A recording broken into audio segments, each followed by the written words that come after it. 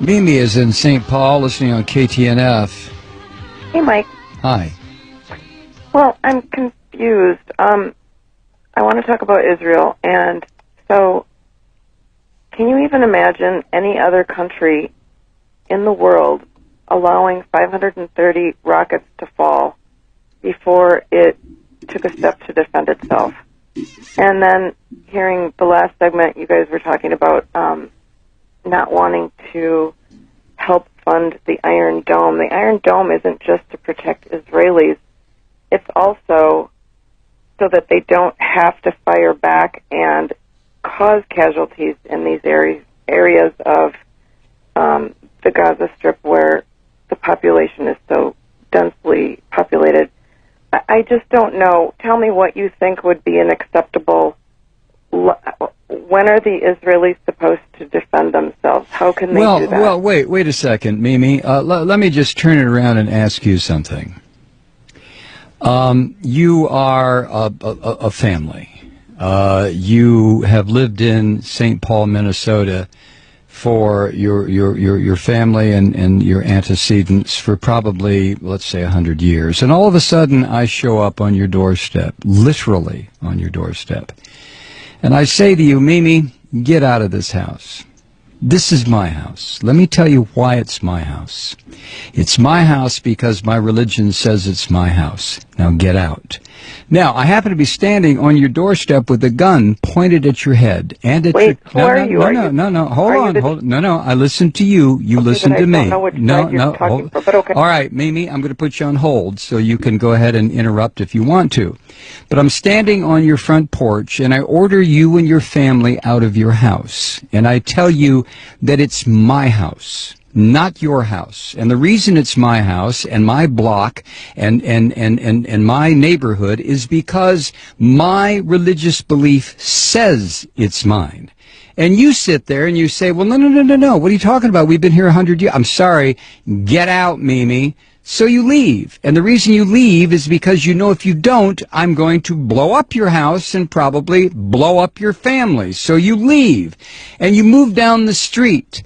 And for the next 60 years, you sit there and you get very, very angry because I came into your house and told you to get out. So what you do, Mimi, you decide, well, I know what I'll do. I'm going to start throwing rocks at what used to be my house, and it'll break the windows. That'll make that damn Malloy move. So you start throwing rocks. And then I come outside and I say, Mimi, were you throwing rocks? And you look at me rather sheepishly, and that's when I level an RPG at you and your family and your house, and I pull the trigger, and all of a sudden, whoosh, you're all gone. Now, which is the terrorist? You tell me. But tell me on another phone call, Mimi, because I'm not going to get involved in a big discussion about this. Thank you. Wow. When does Israel have a right to defend itself? Well, when do I have a right to defend myself? I came in and took Mimi's house. So if Mimi attacks me, who's going to say, well, Malloy, you have a right to defend yourself because Mimi's attacking you?